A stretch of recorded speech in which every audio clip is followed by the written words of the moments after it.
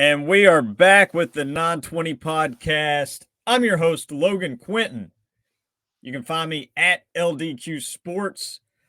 The battery wouldn't be complete without my man, Charley Collier. You can find him at C Collier64. Charley, things didn't start off the way we planned last weekend as far as the Vols and their expectations going out to Como. I don't know what was colder, the weather, the bats, the umpires, a mix of everything. How concerned are you going into week 2 of SEC play? Goodness. It's tough, right? Because on one hand, I mean, Missouri's played some better baseball this year. Baseball is one of those sports where, a bad weekend can just kind of happen.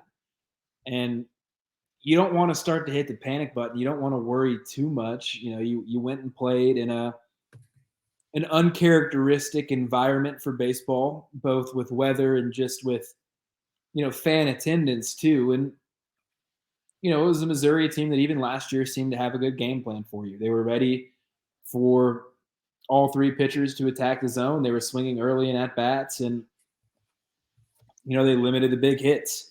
So, on one hand, I don't really want to hit the panic button, but my concern has been, my levels of concern have been raised. I didn't really love that. While you were getting beat by Missouri, you didn't really seem to have a ton of like edge to you. It's a ton of fight. Like it didn't seem to. I don't know if like piss them off is the right word, but after you went, you get beat the first game, you go down early. You would like to see more of urgency, I guess, in the response. And in the first game of the doubleheader that you lost 7-4, you did score 3 runs in the last 2 innings. Like you showed a little bit of fight there, but just in a general sense, the response in games 2 and games 3, and even just within those games, wasn't really a response I liked all that much. Yeah, and I agree with some of the points there. But I'll tell you, after listening to Tony V and his media availability this morning, I kind of like what I've heard, even dating back to Sunday night. They got out of there. There was no like team meeting. They took cold showers, hit the bus, got back to Knoxville. I thought that was probably the right thing to do. And then we saw we saw a brand new lineup, not just a B midweek lineup. This was, you know, Blake Burke was the only surefire starter in there. And then today, Tony V said, as far as the grit factor, the fight, you touched on it, Charley. He said, it's not so much this team doesn't have grit because they do. He said they've kind of gone too much the other way, like to where there was some little bit of friction in the dugout when things didn't go the right way, and guys, arguing and chirping and this and that. Nothing like completely overboard, but I take it as a good thing, right? Because that tells me these guys know how good they are. They know they're better than this. And I don't care who you are in a baseball season, whether you're the Tennessee Vols, the Atlanta Braves, the New York Yankees. It's a long season, it's a long game, and you're not going to go through a season without any friction at all. And so I would rather this happen now because you can't be getting swept,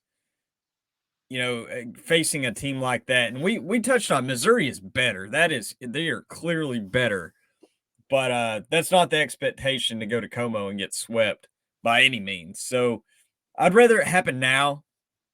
And you've got a great opportunity with the Aggies coming to town. The weather's going to be warm. They're going to be juiced. I I really like this as a bounce back spot, but man, you you got to go to Baton Rouge next weekend, so you better do something. Just win the series by any means. That's take care of home. That's what they need to do, and I'm pretty confident that they can do that. just based on what I'm hearing, what I've sensed over the course of the week. I I kind of I expect them to win this series. I really like the matchup, by the way, and we'll go ahead and get into it.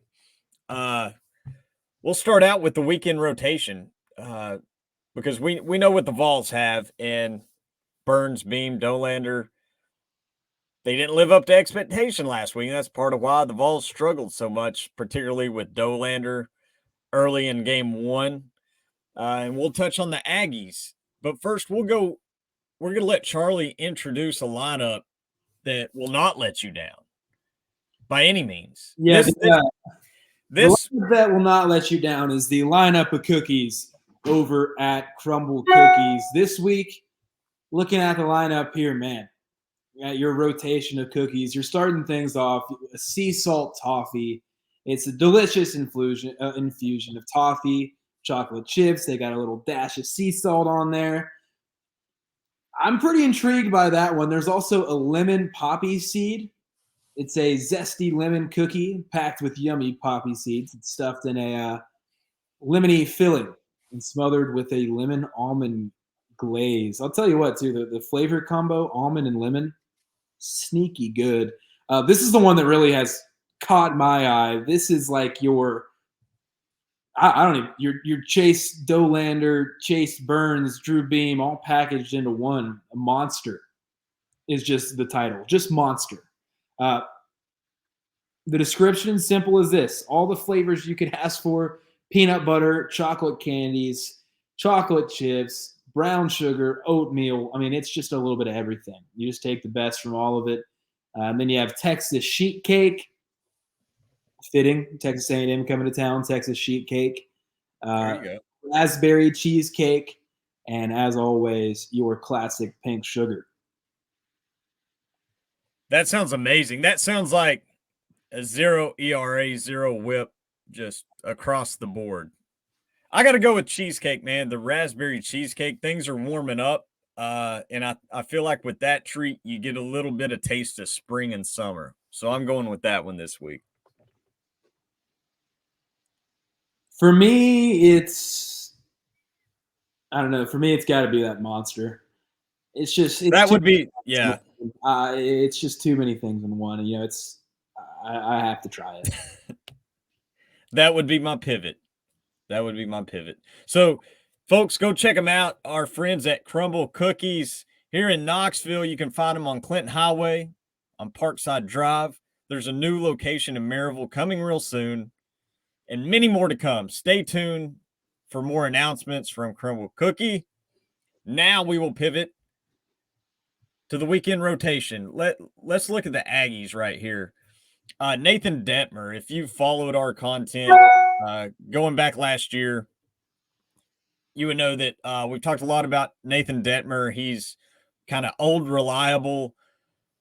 If he's got that slider going, that's his out pitch, and he is really tough to beat. If not, he's still going to hang in there. He's got some pitchability. But he's not the same pitcher as when he's got that out pitch working for him. He's the Friday night guy. Torrey Wansing, the lefty, he's been nice this year. 2.42 ERA, 130 whip, 37 K to 12 walk. But their Sunday guy. So this rotation has been firm up to this point, Friday, Saturday, Sunday. Chris Cortez, as you see on the graphic, not good. 1.86 whip. Don't even look at the ERA. They are bouncing him to the pen this weekend. Smart move for Coach Schloss. And instead, it's probably going to be Justin Lampkin. He's another lefty. He's been working out of the pen for the Aggies. He's been really good. 1.33 ERA, 103 whip, 25 K to 8 walk, and 20 and a third. So some good work by Lampkin. This staff is not deep. They do have really good arms in Lampkin and Johnston in the pen, and they've got a really talented freshman, Shane Sadeo. He's another lefty. That's another theme with the Aggies. Like their best guys are lefties outside of Nathan Detmer.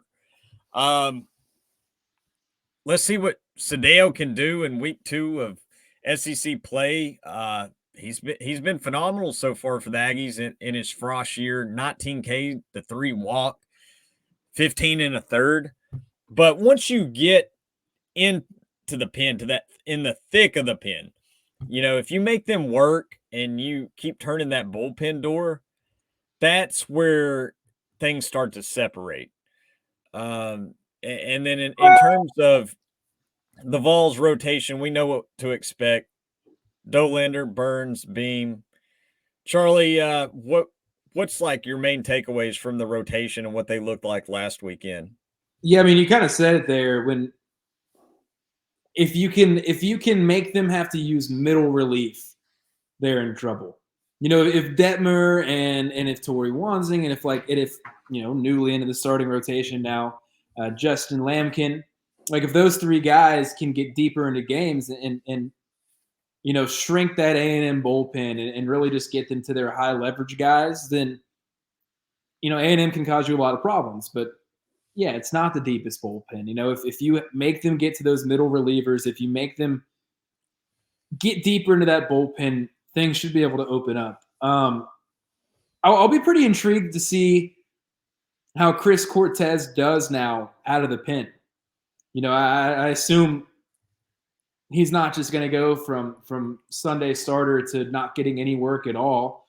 And Schlossnagle, he was talking to the media this week, and he said that they still have confidence in him. That Lampkin had just been during the opportunities given, but they certainly weren't giving up on Cortez, and they think they can get something out of him from the bullpen. But if he comes out of the pen this weekend against Tennessee, I'll be very intrigued just to see where he's at from a confidence standpoint, just from a comfortability standpoint, now shifting down to the bullpen.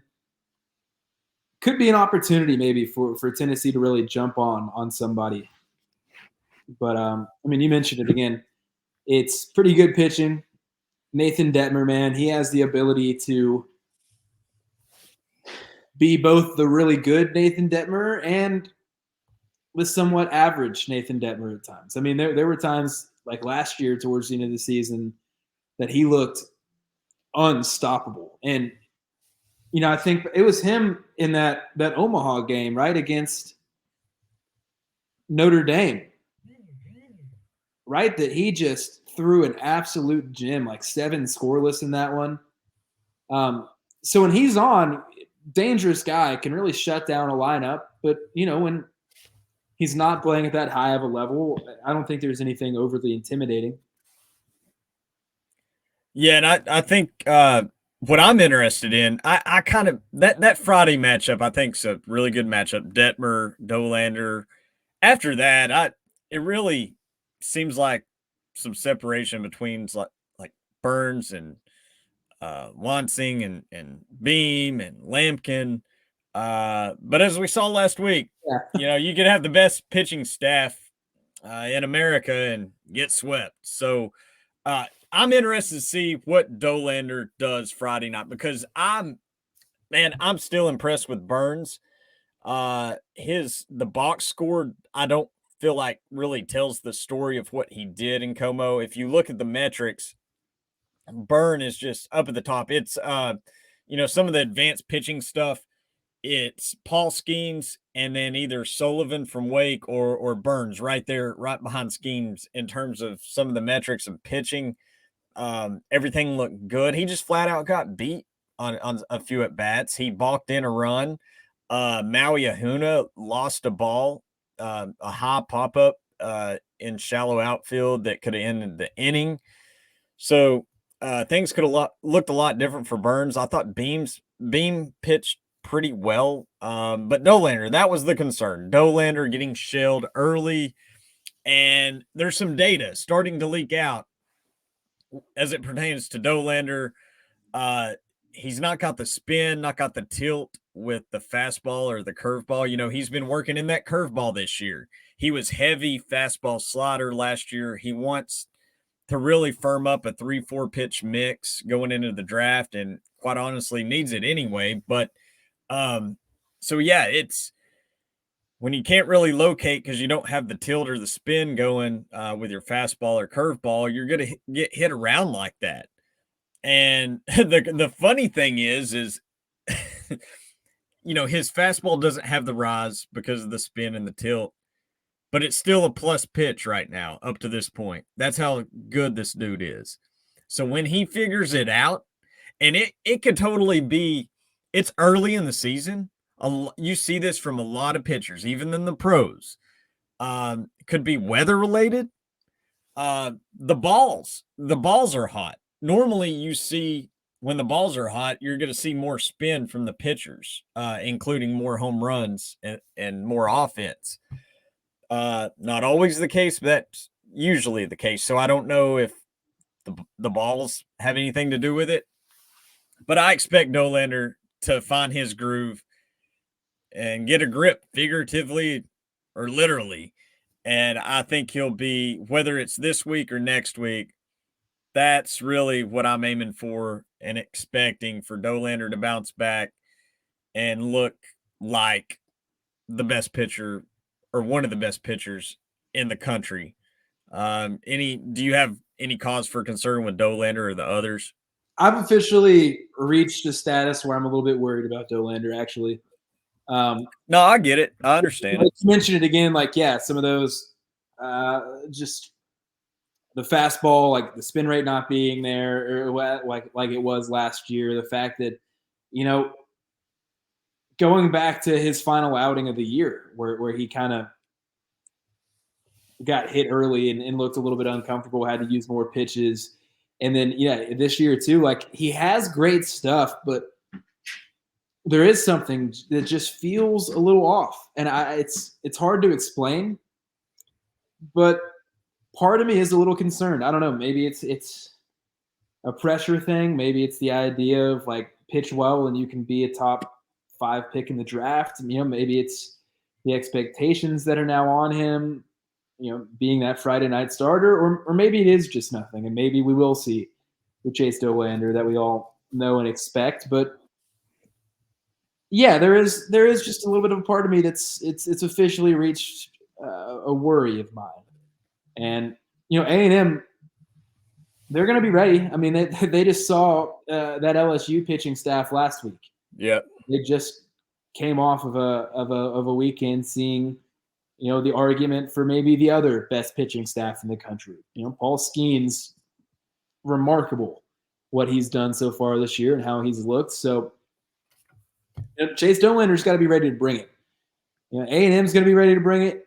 Chase Dollander's got to be ready to bring it. And I mean, like you said, heading to Baton Rouge next weekend, there's no time to waste for this team. It's the second SEC series of the year, but it kind of has a must-win feeling to it. Yeah.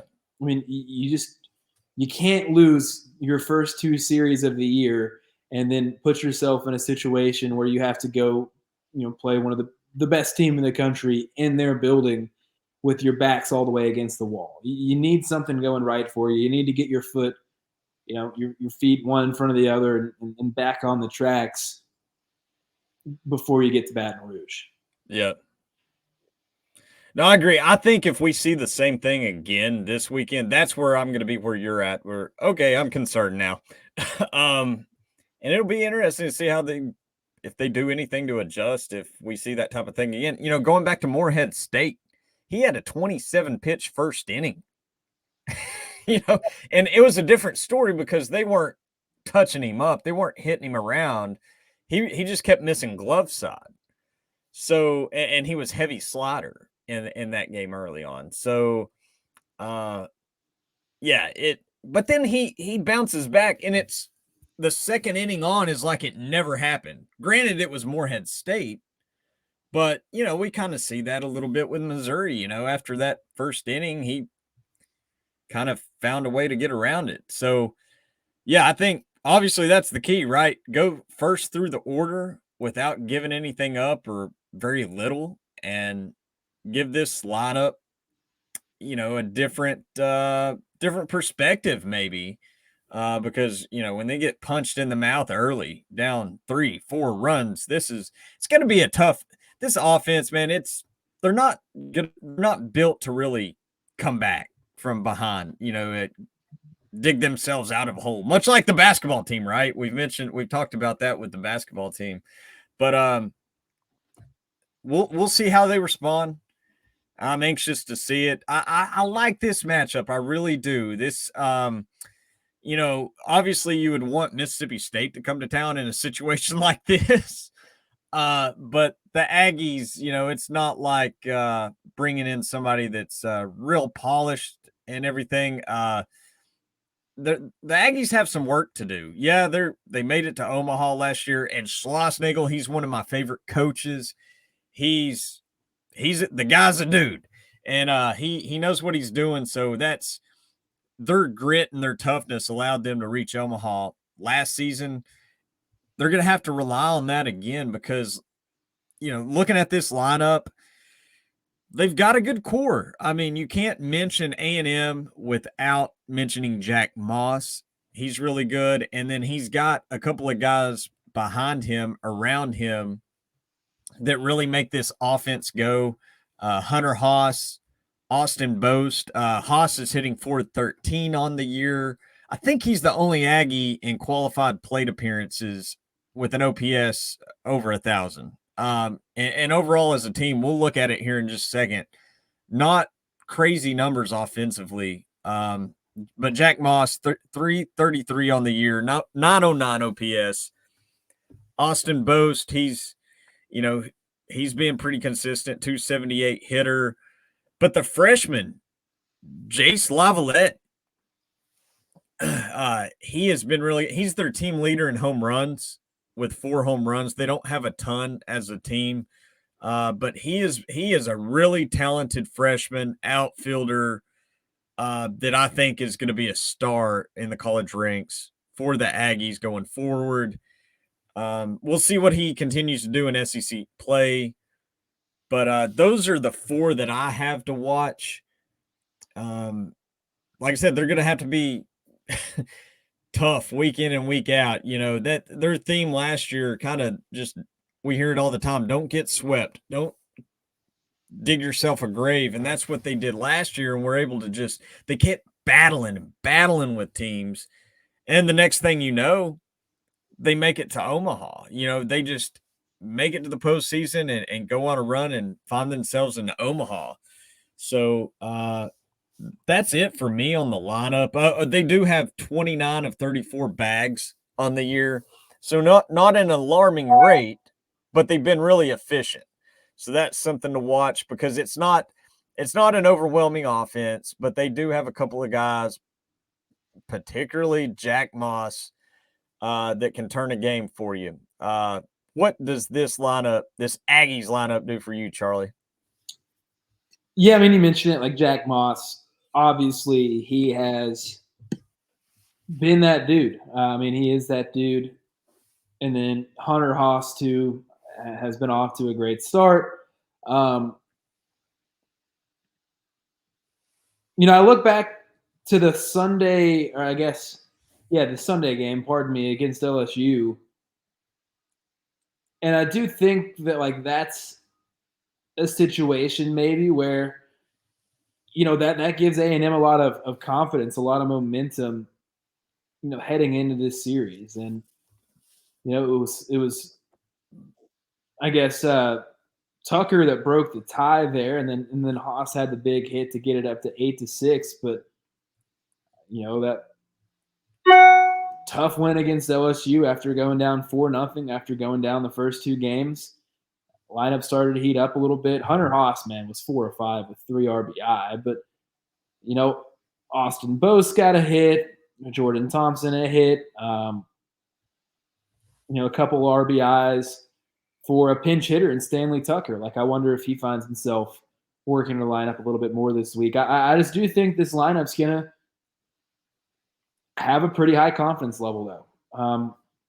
After coming back against, again, A&M, and then putting up 8 runs against Rice on Tuesday. Yeah, like I said, not overwhelming statistics offensively. And we'll go ahead and take a peek at it because we're going to talk about the rest of the SEC. And as we see here, A&M, they're averaging pretty much 8 runs a game. These stats were after last weekend, so the midweek this week not taken into account for any of these teams, but probably doesn't change a whole lot of the story. A&M averaging a shade, right around 8 runs a game, giving up about 4.5. They beat Rice 8-7 in that midweek game. A&M 145 whip as a team. That's getting into that kind of danger zone, that 1-5 area. But what's concerning to me, before the Rice game, I didn't look at the K to walk in that one game. Not too concerned about it because on the season as a whole before that, 2.2 K to walk as a team. That's concerning to me. And as you see, the Vols not far off from the Aggies in terms of offense. That Tennessee averaging 8 runs a game. Their OPS 977, A&M 824. Like in the SEC, for SEC type of competition, like below 900 is that's when you kind of want to take the microscope out and see what the offenses are doing. Vanderbilt's the outlier here offensively. Weak numbers offensively, 6.9 runs per game, 374 on base, 825 OPS. But look at what they did last week. We were kind of concerned about them. We knew that they had deep pitching, but the offense hadn't been there. They come away with a sweep the first weekend of SEC play. And it's because of their pitching. They're able to dominate that way. A team whip of 109. That's amazing. But Tennessee, far and away the darling of the bunch when it comes to pitching. Team with a whip of 9.6 before the midweek game, of course, against Western Carolina. That probably increased or, got better. K to walk for the Vols, 5.3, outstanding. K per 9, 12.3, outstanding. And I don't have these teams power ranked yet. This is I did kind of group them together. LSU at the top, without a doubt. But then you've got from South Carolina, Vandy, Florida, Arkansas, Missouri, Tennessee, A&M.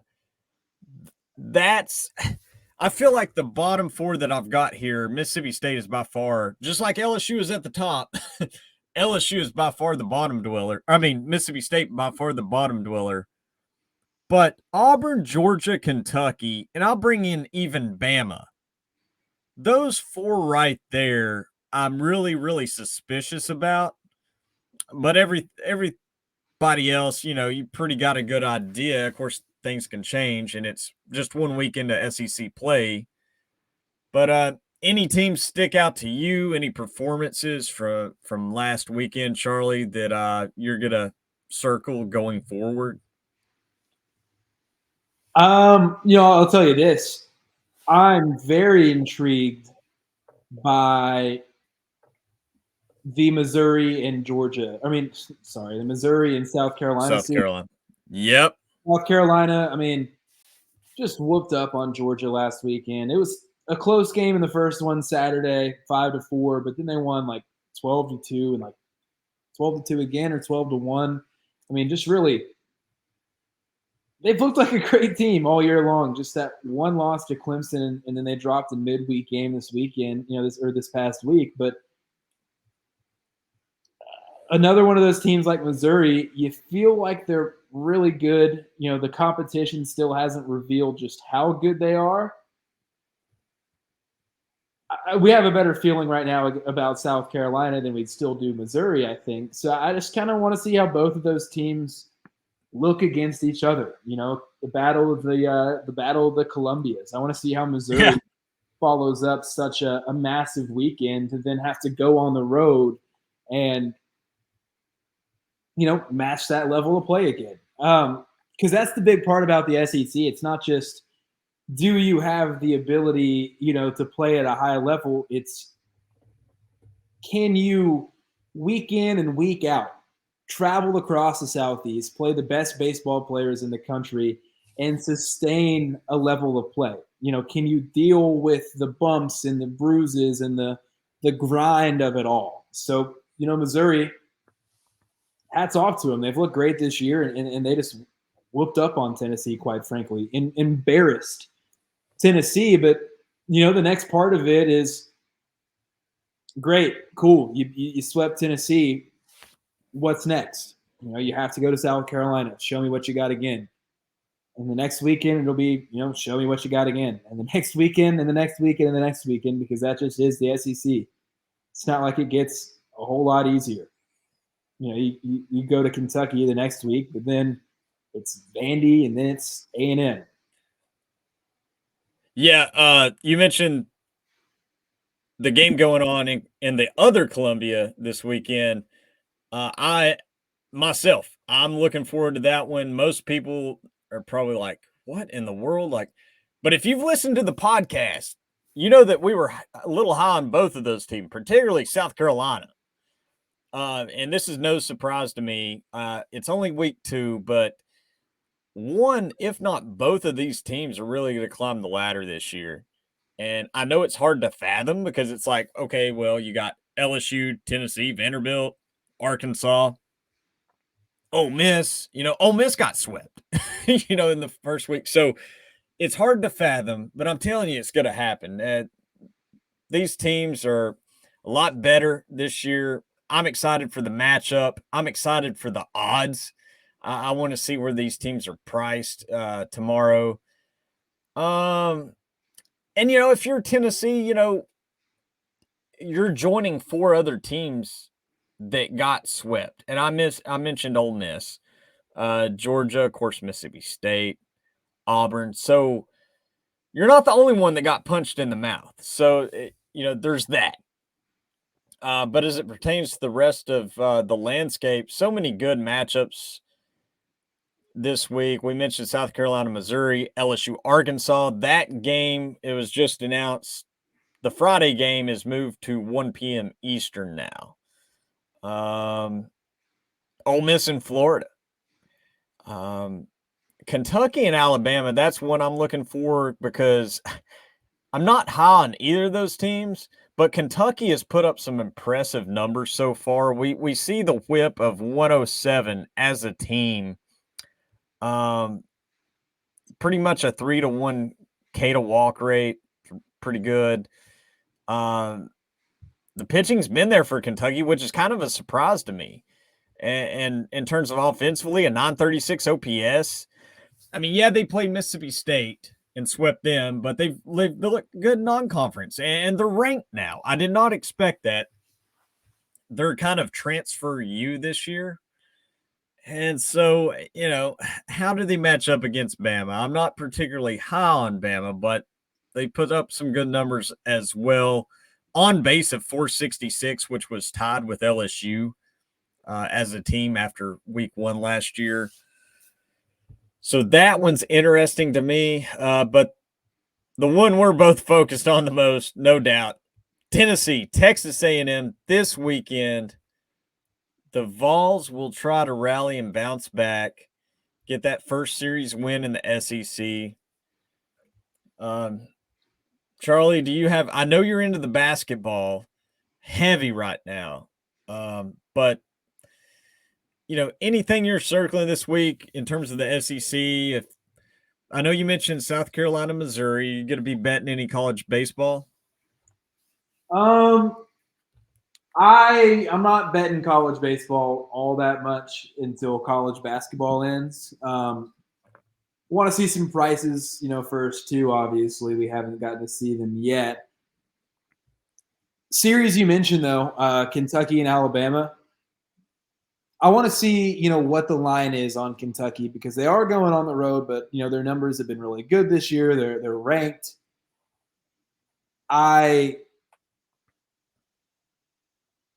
If the number's there, I'm going to take Kentucky all 3 games in this series because I think they're going to take 2 out of 3. I really do. I think Kentucky's going to go on the road. I think they're going to take 2 out of 3. Other than that, I'm not super interested in betting on Arkansas LSU. I'm not super interested in Vandy Mississippi State. I'm again South Carolina Missouri. That depends on what it's priced at. Could if there's some value on either side of that matchup this weekend, that's a series that I would be looking to bet as well. But I don't love the way these three series set up from a gambling perspective. I mean, maybe if the price is there on Ole Miss too, them to bounce back against Florida, we'll see. I don't know. Right now, still, I'm more in my basketball gambling mode. Oh yeah, for sure, without a doubt. And I've I've relied on you a couple of times because I'm heavy in the college baseball, and man, if you followed me on Pickett last Friday, we hit a banger, a 4-0 day, up over 4 units. And it could have been even sweeter had the LSU game, or was it LSU? No, the Wake Forest game. If it hadn't gotten postponed, we would have hit a parlay, a 3-leg parlay. But nonetheless, we had a round robin, and we got paid out for that. And I still doubled down the next day on Wake in a spot and got that going. So we're getting heated up here. It's SEC play. This is when the real season starts, and this is my favorite time of the year to bet against college baseball. It's my wheelhouse. I need to tone down on betting the West Coast and the Big 12 and things like that. There are edges there and value, but this is my bread and butter right here, and I can't wait for some of the lines to open up. We've got Georgia and Auburn tonight.